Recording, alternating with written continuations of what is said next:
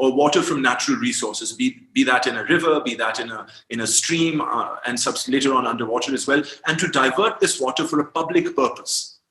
And also then for that public purpose allows the government to construct canals for these diversions as well.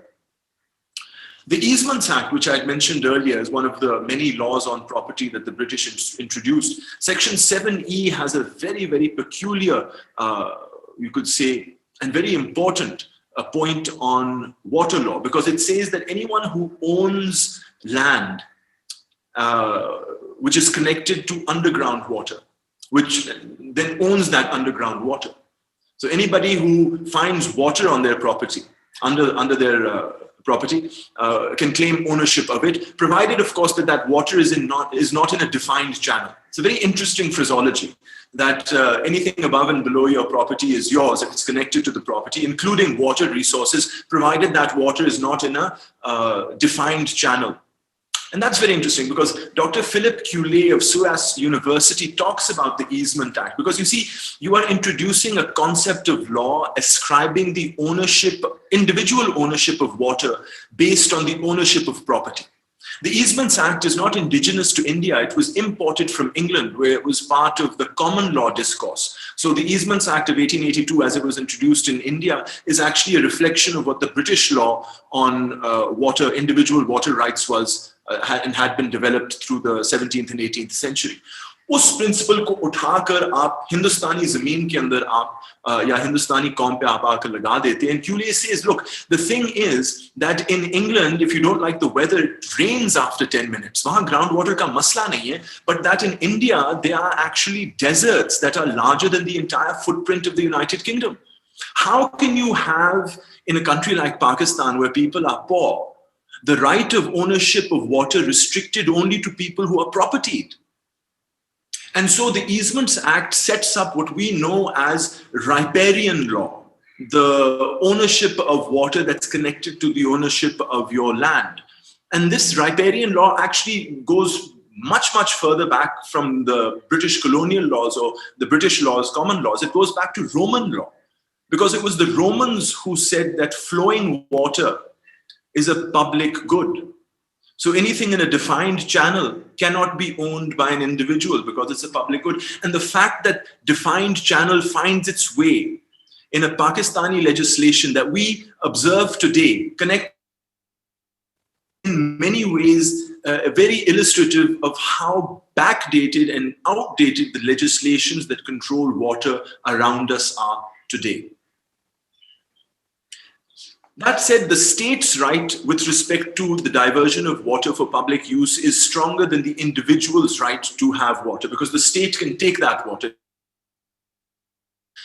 What's left now is an understanding then of the relative position of states or provinces within India when it comes to provincial water disputes. हमने irrigation law तो कर लिया है for within the province, हमने individuals के rights riparian law के तहत set कर लिए हैं, but there wasn't anything in the Government of India Act of the 1800s or even Government of India Act 1919 that allowed any of the provinces or states of pre-partition India to resolve their water disputes.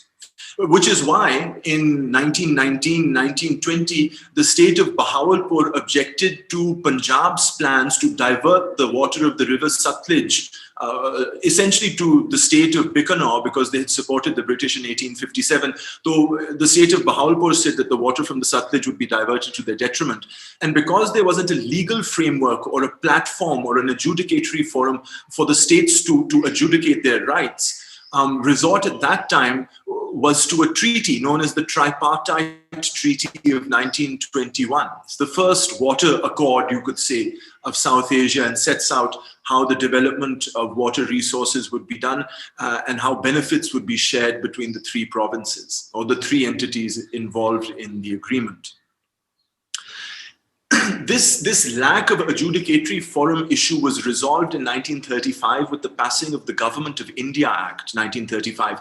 And the Government of India Act essentially allowed states who had a dispute with another state to refer that dispute to the Governor General for adjudication.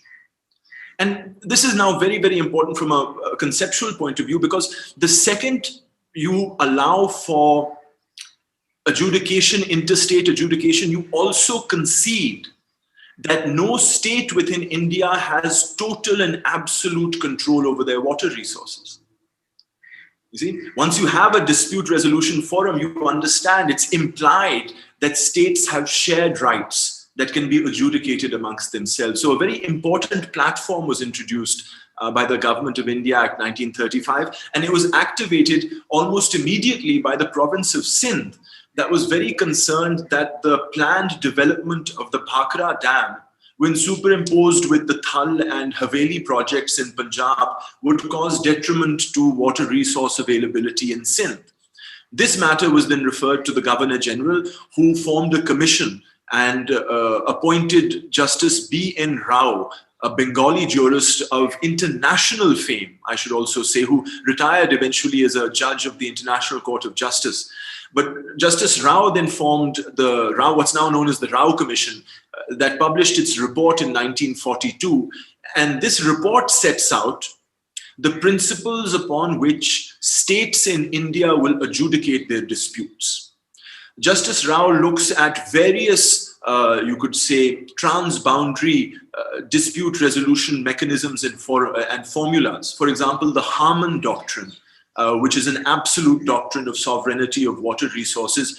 Justice Rao rejected it as alien to India and its laws. And similarly, the American principle of first utilizer of water, a principle that grew from the oil fields of Texas and California, not really suited to water law, was also rejected. And Justice Rao therefore asserted that the means by which states in India should resolve their disputes would be on the basis of, let me see here,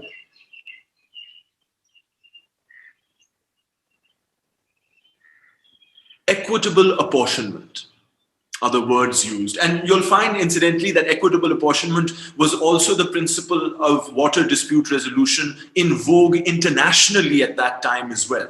So Justice Rao is not taking an abstract concept. He's introducing this concept and saying this is the concept that states will use to adjudicate their disputes. Unfortunately for Justice Rao, the recommendations of his report could not be implemented in time, as partition took place in 1947. Now, partition, you have to understand, is a fundamental reordering of the provincial water infrastructure in Punjab. It sliced the water infrastructure in half. And what that did, leaving, for example, the construction of Bhakra Dam now solely in Indian responsibility, this fundamentally reorders the dispute that Sindh had with Punjab at a legal level. So while the principle of equitable apportionment still remains, it was impossible for Sindh to resolve its dispute because the physical infrastructure that it was concerned about had been split apart by the partition itself. Now, if partition is a fundamental reordering of the infrastructure of water in Pakistan and in India, let me say that the imposition of one unit in Pakistan in 1954, in my opinion, is the second fundamental reordering, as it were, or it sets about the second fundamental reordering of water in Pakistan. Because with one unit, the 4 provinces are dissolved, the 4 provinces of West Pakistan are dissolved, the 4 irrigation departments are wound up and replaced with 1 secretary, 1 chief engineer, and 4 additional engineers. Now, what happens is a provincial subject, water is a provincial subject, the water infrastructure has always been owned by the provinces. Now we have a West Pakistan province that spatially covers the entirety of Pakistan. So even though it is a provincial subject, the control is over the entirety of Pakistan because there weren't any provinces at that point. And it's really during this one unit period that we see the centralization of water control rather than the disparate provincial controls over water that really the law envisages. We see this centralization through, for example, the West Pakistan Water and Power Development Authority Act of 1948, mirrored incidentally by the East Pakistan Water and Power Development Authority Act of 1958 for what is now Bangladesh, because water was a provincial subject. This entity, WAPDA, which is now a federal entity, was given control over the water resources of the entire country, what's now the entire country of Pakistan. And when you coincide this with the Indus Treaty and the fact that it was WAPDA that undertook the Indus Basin development reconstruction works, we now see how a centralized agency is now controlling water, even though water is a provincial subject. This is a fundamental reordering, the lessons of which we are still learning today. Then we have the Indus Water Treaty, which I also mentioned is a fundamental reordering, because the Indus Water Treaty changes the allocation of water from the Indus to the Punjab through the means of these connection canals or diversion canals, as they were called. And that changes the nature or the infrastructure and the relationship between Sindh and Punjab, and it reorders the dispute between Sindh and Punjab as well. And let's not forget that the Indus Water Treaty was negotiated during one unit when there was no province of Sindh even envisaged. And I think it's Danish Mustafa who, in his article on contested waters, says that one unit actually sets up an internal tension in Pakistan, sets it up against the Indus Water Treaty because the voices of the provinces weren't properly appreciated during the negotiation period. Something that Dr. Saab highlighted when he talks about the weaknesses of the Indus Treaty. And yet, you know, the Indus Treaty is touted as a successful treaty. इनके बहुत vociferous proponents हैं, एक दो मेरे दोस्त आज attendance में भी हैं, अस्सलाम वालेकुम, बैंक के लोग हैं, वो कहते हैं कि treaty is a very good thing. But as a lawyer, a treaty is meant to prevent wars between states. That is what a treaty does. But हमें कहा जाता है, look at this treaty, it has withstood wars. But ये किस तरह की treaty होती है, which allows countries to go to war? And as Dr. Saab has ably pointed out, this treaty was set out in ignorance of the ecology, in ignorance of international law. There's no other transboundary water sharing agreement that divides the resource of the river. All other transboundary arrangements in the world are sharing arrangements. हमने तो divide कर दिया है, 3 rivers इस तरफ, 3 rivers इस तरफ. And it has resulted in ecological devastation of the basins of the eastern rivers. You know, a large part of the drinking water problems of Lahore and the Bari Doab come from the fact that our aquifer can't be replenished by supplies from the Ravi anymore. Because Ravi हमने हिंदुस्तान को दे दिया, and as Dr. Saab said, वो Pheen Dam उन्होंने वहाँ बना दिया. अच्छा, 1970, I'm just going to wind up 2 minutes. One more point I wanted to end on this disputes. One unit comes to an end after 71, 72, and in 73 we get our present constitution. The present constitution contains the same dispute resolution mechanism that was envisaged in the Government of India Act through the means of the Council of Common Interests.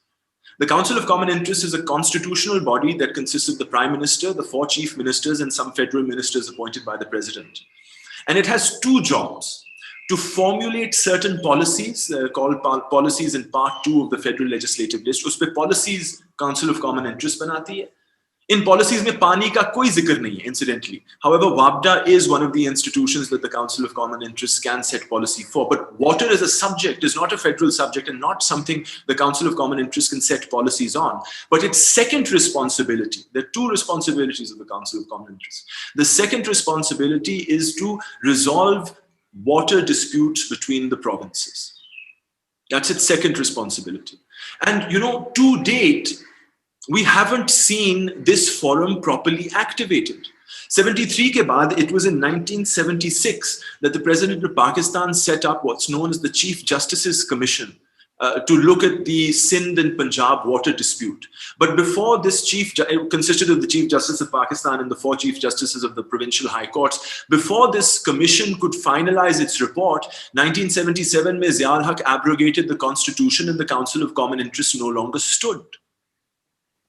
And then I found out that only in December 2018, for the second time in the history of this constitution, Sindh filed a formal complaint against Punjab to the Council of Common Interests. In December 2018, a matter that the Council then referred to the Attorney General and for which so far no recommendation or adjudication has taken place.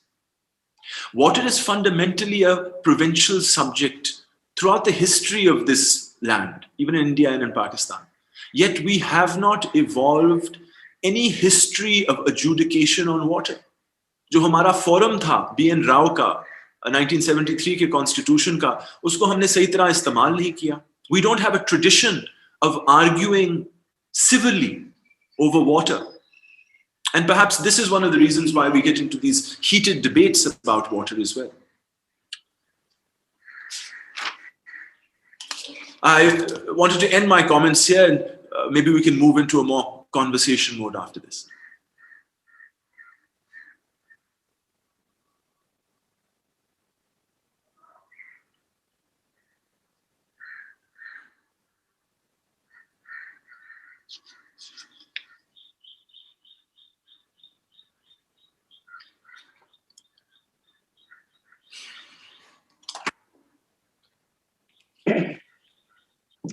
Okay, if you have finished, then I can open it for discussion.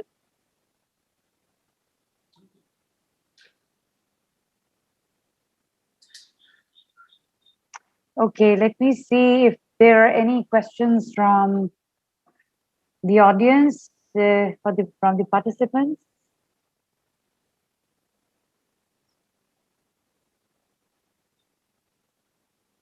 Yes, ma'am. I think there's somebody with their... Yes, I think there is, I can see a hand raised. There is, first this is Muhammad, I can't see your name, the next name, and then Kambar, and then Shehzada. So we move in this sequence. Thank you, ma'am. Thank you, Rafi Saab. I have a question from you. पहले context अगर मैं अपने question का बना दूं कि जो current government है उसका जो गवर्नमेंट फॉर्म हुई है, बलूचिस्तान की पार्टीज एग्री इस पॉइंट पे उन्होंने किया है कि वो अफगान सिटीजन्स को सिटीजनशिप नहीं देंगे. साउथ एशिया में बहुत ज़्यादा स्टेटलेस कम्युनिटीज़ हैं. हर बड़े तीनों बांग्लादेश, पाकिस्तान, इंडिया, इन सब में स्टेटलेस कम्युनिटीज़ हैं. तो हमें पता है आपने 24 बोल दिया कि पाकिस्तान 2014 में ही क्लाइमेट क्राइसिस के अंदर था. क्लाइमेट क्राइसिस की वजह से मैस डिस्प्लेसमेंट होगी, माइग्रेशन होगी, इंटरनल होगी और क्रॉस बॉर्डर माइग्रेशंस होंगी. तो अब पाकिस्तान और साउथ एशिया इस मसले को कैसे डील करेगा? मतलब ये पॉलिसी वाला फोरम है, तो मुझे लगता है कि अगर मैं क्वेश्चन पूछ लूँ कि इस मैस डिस्प्लेसमेंट को जो आने लगी है उसको कैसे हम डील करेंगे और आगे की पॉलिटिकल सिनेरियो कैसे होगा? क्योंकि आज भी हम लोगों को एक्सेप्ट नहीं करते, तो कल जब हज़ारों मिलियंस सिंधी, मालदीवियंस, बंगाली जब उनको मूव करना पड़ेगा अपनी जगह से, शहरों का बर्डन बढ़ेगा, तो हम क्या करेंगे? अभी हम क्या करें और तब हम क्या करेंगे जब माइग्रेशन बहुत ज़्यादा बढ़ जाएगी ultimately?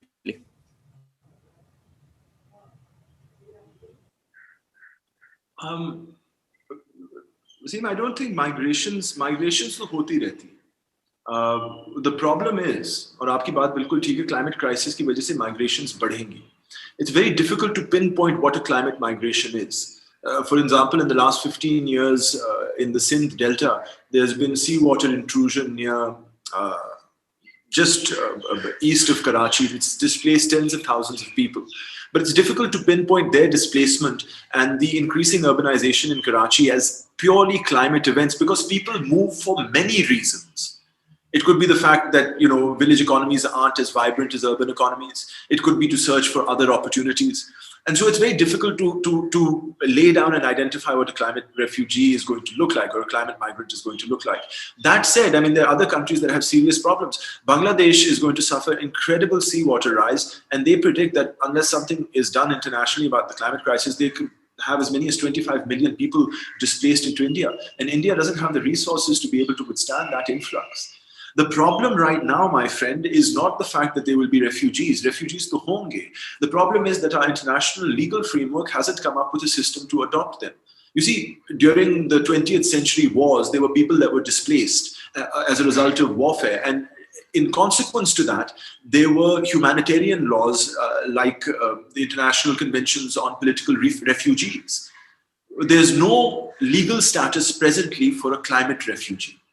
And I think we need to work towards that. So that once we have and I can identify climate refugees, states and individuals have obligations towards them. And that is well laid out. You have obligations to refugees on humanitarian grounds. So when you ask, hum kya karenge? Hum apna ghar kholenge. Hum apna dil kholenge. That's what you do with refugees.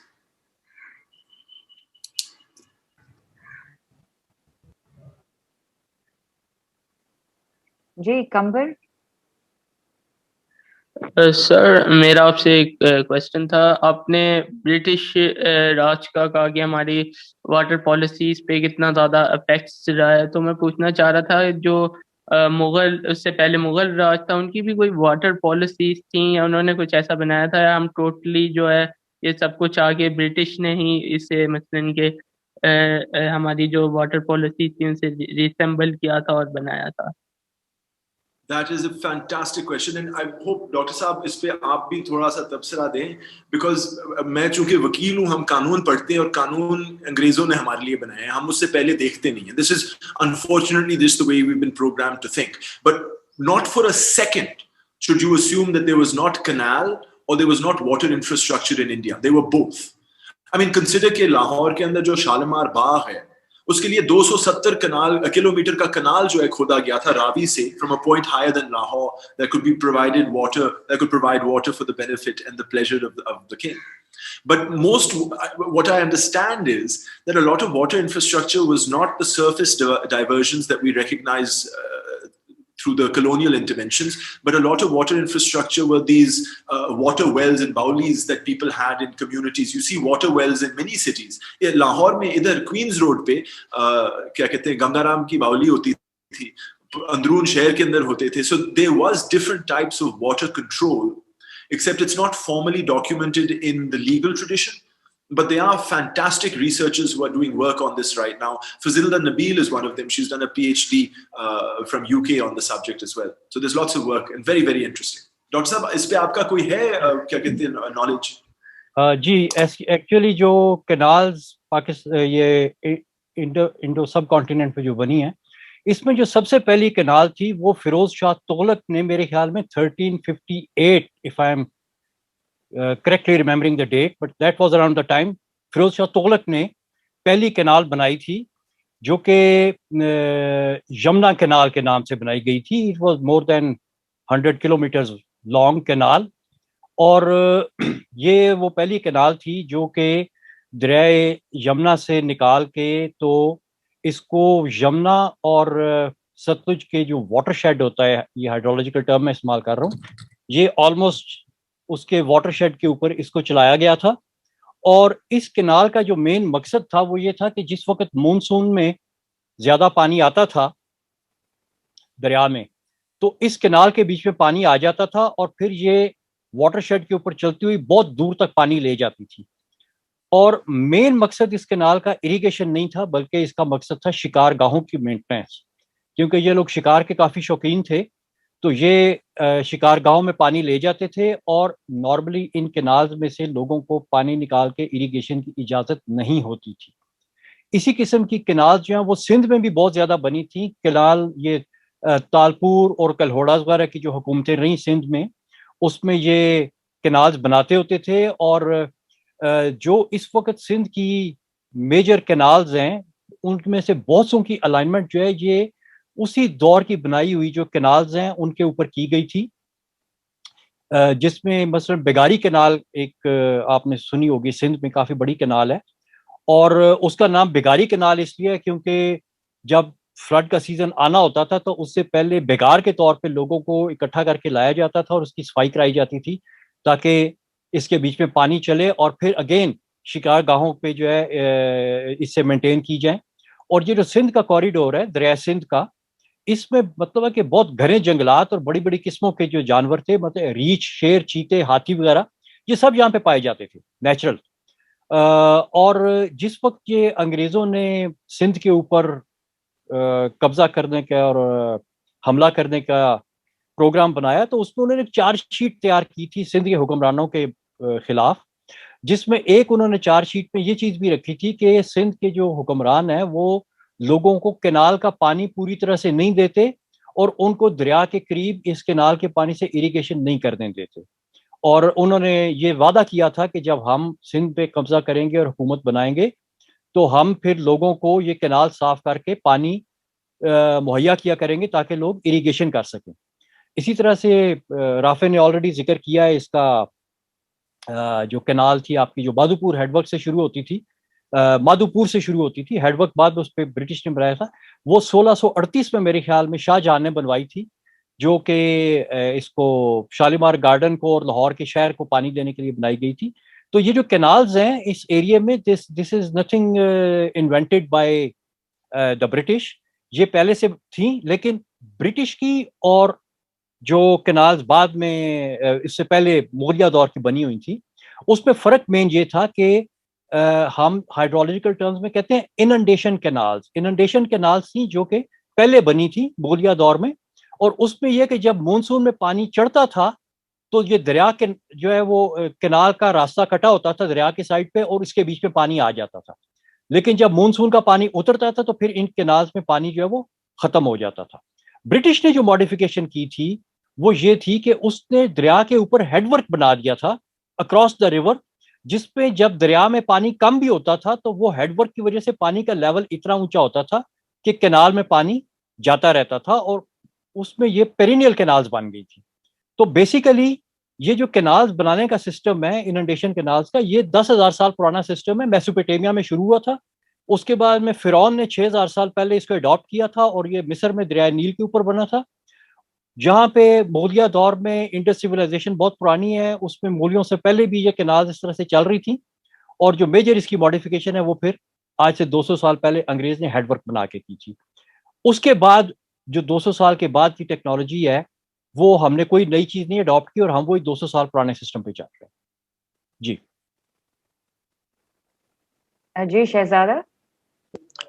السلام علیکم. So we have lots of structures and diversions on the rivers, and we also have the Indus Water Treaty now. It is present and being implemented, and both the countries, India and Pakistan, they are both now considered water scarce countries, and all of this in the context of the political dispute between both the countries, which makes effective collaboration difficult. So I would like to know about the way forward.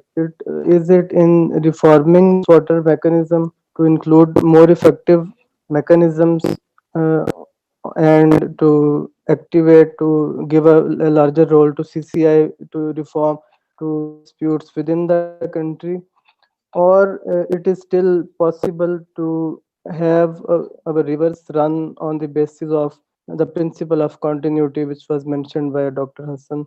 So what is the way forward for us now?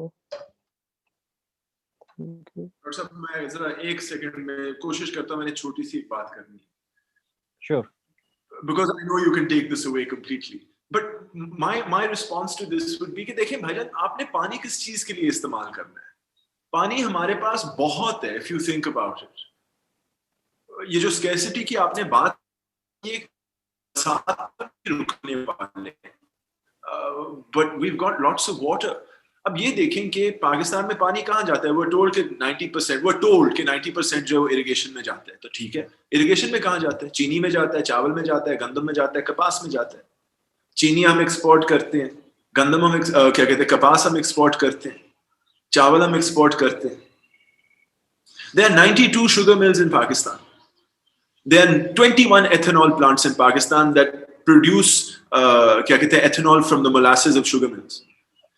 2 سال پہلے ان 21 companies نے $45 کروڑ کا ethanol Pakistan سے export کیا. ان سے کوئی جا کر پوچھیں کہ پاکستان میں پانی کی کمی کے ہے کہ نہیں. ٹیکسٹائل کے جو سیٹ ہیں ان سے جا کر پوچھیں پاکستان میں پانی کی کمی ہے کہ نہیں. The question is, what do you want to use this water for?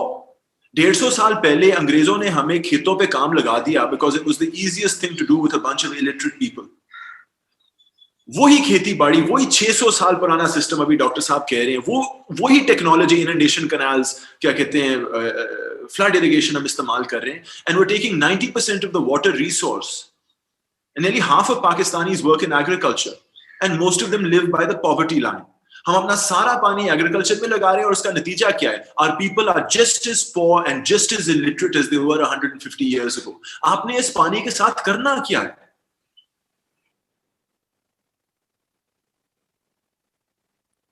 G, that was a very good point, Rafi. I can't agree more on this. جو آپ نے point of view دیا ہے, that is precisely a true point of view. رافع نے mention کیا ہے کہ یہ ہمیں انہوں نے کھیتی باڑی پہ لگا دیا, اور اس کی ایک بڑی میں آپ کو انٹرسٹنگ مثال دیتا ہوں ہسٹری سے. جو انگریز نے پہلا کینال کمانڈ بنایا تھا نا, وہ مادھوپور ہیڈ ورک پہ بنایا تھا, اور وہ بڑی ارجنسی میں پورا کا پورا کینال سسٹم پلان ہوا تھا. اور اس کی تھوڑے سے آپ ٹائمنگز دیکھیں, اٹ سٹارٹیڈ, دی ہول پروجیکٹ سٹارٹیڈ ان 1850. اس سے ایک سال پہلے 1849 میں پنجاب کو انیکس کیا گیا تھا برٹش کراؤن کے ساتھ, اور راجہ رنجیت سنگھ تھا, اس کی اپنی ڈیتھ تو 1839 میں ہو گئی تھی, لیکن اس کی بنائی ہوئی فوج بہت مضبوط تھی, جس کو برٹش بڑے آرام سے نہیں شکست دے سکے. ان کو تقریباً اور 10 سال لگے اس فوج کو شکست دینے میں, اور جب فائنلی انہوں نے 1849 میں پنجاب کو انیکس کر لیا, تو ان کی سب سے بڑی وری یہ تھی برٹش آرمی کی کہ اگر ڈسمینڈیڈ سکھ آرمی میں کوئی لیڈرشپ آتی ہے اور یہ لوگ ری گروپ ہو جاتے ہیں, تو یہ ٹرینڈ سولجرز ہیں, یہ ہمارے لیے ٹربل کریٹ کر سکتے ہیں. تو انہوں نے کیا کیا کہ انہوں نے مادھوپور ہیڈ ورک کے اوپر کینال کی اسکیم بنائی, اور اس اسکیم پہ انہوں نے دعوت دی پرانے فوجیوں کو کہ بھئی آؤ ادھر آ کے کینال کھودو, اور کینال کھودو گے تو تمہیں زمین مل جائے گی. اور یہ پروجیکٹ 1878 تک چلتا رہا, 28 سال تک وہ فوجی جو بندوق چلاتا تھا وہ کینال کھودتا رہا, اور بوڑھا ہو گیا, اور اس کے بچے کو زمین مل گئی. اور اس طرح سے انہوں نے ٹرینڈ سکھ آرمی کو فارمرز میں کنورٹ کر دیا. تو یہ ایک بہت بڑا ریزن تھا پنجاب میں کینال کالونیاں بنانے کا. اور کیونکہ یہ سکسیسفل ایکسپیریمنٹ رہا, تو انہوں نے سرہند کینال میں بھی کینال کالونی بنا دی, اور اس وجہ سے جو پاکستان کے بیچ میں, پاکستانی پنجاب کے بیچ میں جو کینال کالونیز بنی ہوئی ہیں, اس میں بہت زیادہ سکھ لوگ سیٹل ہوئے تھے. اور اگر آپ الائس مچل کی کتاب پڑھیں دا انڈس ریورز, تو ان میں اس نے اس سوشل ڈیموگرافک کا ذکر کیا ہے, اور اس سوشل ڈیموگرافک کی وجہ سے جو پوسٹ پارٹیشن قتل و غارت ہوا, اس میں بھی اس کا ایک بہت بڑا رول ہے, کیونکہ بہت سارے سکھ جو ہیں وہ لدھیانہ اور دلی اور ان سائڈوں سے مائگریٹ کر کے پاکستان والی جگہ پہ آگے ہوئے تھے, جن کو اراضیاں الاٹ ہوئی ہوئی تھیں, اور مسلمانوں کو بہت کم اراضیاں الاٹ ہوئی تھیں, زیادہ سکھوں کو الاٹ ہوئی تھی. تو یہ ایک ڈیموگرافک چینج تھا. اسی طرح سے ایک سید علی نقوی کی کتاب ہے Indus waters and social change, اس میں بھی انہوں نے یہ چیز جو بڑی کلیئرلی لکھی ہے کہ کینال کالونیاں بنانے کا مقصد کوئی سوشل ریفارمز یا اکنامک ریفارمز نہیں تھا, بلکہ لوگوں کو کنٹرول کرنا تھا. اور یہ کنٹرول کا میکنزم جو برٹش نے اڈاپٹ کیا, اس کے مطلب ہے کہ آپ ایک گیٹ کینال کا بناتے ہیں جس کے اوپر ہمیشہ انگریز ایکسین بیٹھتا ہے, جو کینال کا گیٹ کنٹرول کرنے کا مجاز ہے, اور اس کے آگے کم از کم 200-250 گاؤں ہیں جو اس کینال کے تھرو کنٹرول ہو رہے ہیں. یعنی اگر آپ نے لوگوں کو کنٹرول کرنا ہے تو آپ نے صرف کینال کا گیٹ بند کر دینا ہے اور لوگ انڈر کنٹرول آ جائیں گے. تو یہ ایک کالونیل ڈیزائن تھا, یہ لوگوں کو کنٹرول کرنے کا طریقہ تھا. اور انفارچونیٹلی آزادی کے بعد ہمارے جو حکمران آئے ان کو یہ کنٹرول بڑا اچھا لگا, اور آج بھی اسی کنٹرول کے اوپر آپ کا پورا وڈیرا سسٹم چل رہا ہے, آپ کے پورے الیکشنز چل رہے ہیں, آپ کے پوری کانسٹیٹوئنسیز چل رہی ہیں. اور یہی پانی کے کنٹرول کی وجہ سے, پانی کی چدراہٹ کی وجہ سے آپ کا پورا جو رورل سیٹ اپ ہے وہ چل رہا ہے. اور آپ نے تو ابھی تک سوچا ہی نہیں ہے کہ آپ نے واٹر اکانومی کو لے کے کیسے چلنا ہے. آپ کو میں ایک چیز بڑی کلیئر بتاتا چلوں کہ پانی جو ہے نا, پانی نے ہمیشہ لوگوں کو یونائٹ کیا ہے. اگر آپ ہسٹری میں دیکھیں تو جتنی سویلائزیشنز بنی ہیں دنیا میں بڑی بڑی, وہ تمام پانی کے گرد بنی ہے. اس کا مطلب ہے کہ جب ایک سویلائزیشن بنی ہے اور وہ پانی کی وجہ سے بنی ہے, تو پانی تو قدرت نے ایک ایسا ایلیمنٹ بنایا ہے جو لوگوں کو یونائٹ کرتا ہے. تو پھر پانی پہ وار کیسی؟ وائی واٹر وار؟ پانی صرف اور صرف لوگوں کو اس وقت ڈیوائیڈ کرتا ہے جب لوگ پانی کو ڈیوائیڈ کرتے ہیں. اور یہ کام انگریز نے آپ کے خطے میں آ کے کیا. اس نے لوگوں کو پانی پہ ڈیوائیڈ کیا, اس نے پانی کو ڈیوائیڈ کیا اور لوگوں کو ڈیوائیڈ کیا, ڈیوائیڈ اینڈ رول. اور آج بھی ہندوستان پاکستان کیوں لڑ رہے ہیں؟ کیونکہ ہم نے اپنے پانیوں کو ڈیوائیڈ کر دیا. جب تک ہم پانیوں کو ڈیوائیڈ رکھیں گے ہم لڑتے رہیں گے. جس دن ہم نے پانیوں کی ڈویژن ختم کر کے کامن ریورز اور کامن ایکولوجی اور کامن ہائیڈرولوجی کو اڈاپٹ کر لیا, تو ہمارے جھگڑے جو ہیں وہ دوستی میں بدل جائیں گے. اسی طرح سے افغانستان کے ساتھ, اسی طرح سے صوبوں کے درمیان. ابھی تو آپ کا سسٹم یہ ہے کہ فارمر سے لڑ رہا ہے, صوبہ صوبے سے لڑ رہا ہے, ملک سے لڑ رہا ہے, کیونکہ ہم ہر جگہ پہ پانی کو ڈیوائیڈ کر رہے ہیں. ہم نے پانی کو ڈیوائیڈ نہیں کرنا. پانی کو جس طرح نیچر نے as an integrated ecological system میں ایز اے ہول بنایا ہے, ہم نے پانی کو اسی طرح سے ہول رکھنا ہے اور اپنا لائف سٹائل اس کے گرد جو ہے وہ اڈاپٹ کرنا ہے. ہم نے پانی کو ڈیوائیڈ کر دیا اپنے لائف سٹائل کے حساب سے, جبکہ ہمیں الٹا حساب کرنا چاہیے. تو جس دن ہمیں یہ عقل آ گئی اس دن مسائل ختم ہو جائیں گے. اور میں رافع سے بہت 200% ایگری کرتا ہوں کہ نہ تو واٹر شارٹیج ہے نہ واٹر کرائسس ہے. دس از آل مین میڈ. یہ ہماری مینٹالٹی ہے جو پرابلم کریٹ کر رہی ہے. پانی مینٹالٹی, پانی پرابلم نہیں کریٹ کر. جی میں اس میں سر ایک اضافی بات بڑی مشکل سے کر سکتا ہوں, ڈاکٹر because آپ صاحب نے وہ سید نقوی کی کتاب